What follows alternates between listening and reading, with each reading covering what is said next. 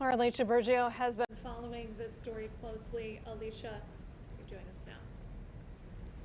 Yeah, since Ethan's death, I've been working to find out more information involving Child Protective Services. Under state and federal law, the Michigan Department of Health and Human Services, which oversees CPS, cannot disclose any information involving any of their cases. They told me this multiple times, but I dug deeper today to find out what is actually being done to prevent further tragedies from happening. Some of these images may be difficult to see.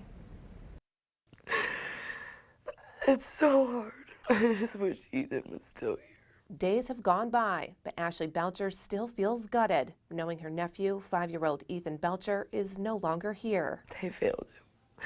They failed that baby. Police say Ethan was beaten to death by his parents, stepdad Shane Shelton and mother Valeria Hamilton, at their home in the 14,000 block of Spring Garden Street in Detroit. Belcher claims in the last 5 years, nearly a dozen calls to Child Protective Services were filed by family members, 2 directly from her. The first when Ethan was only an infant. Why did you make that complaint?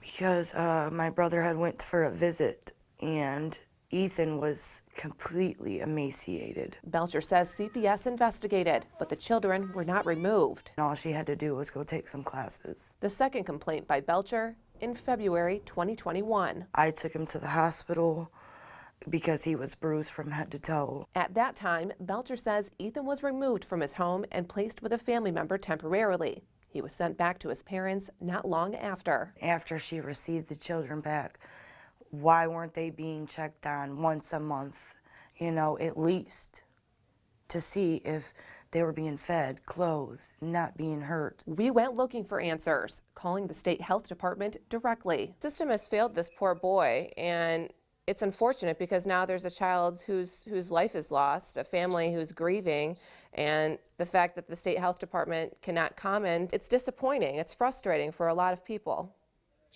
Yeah, I understand that people may be frustrated by that, but we have to follow the law, and that's state law and federal law that prohibits us from discussing it. We even took it a step further and reached out to the governor's office several times today, but have not yet heard back. We need to find out with these cases what happened.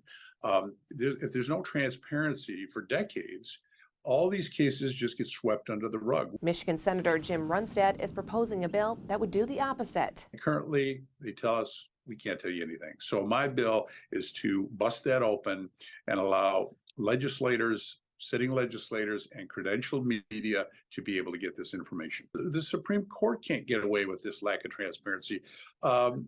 Sheriff's departments, police departments can't get away with this.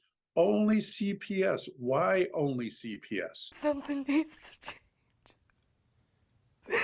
Something needs to change. And it's unfortunate that poor baby had to lose his life for this to happen.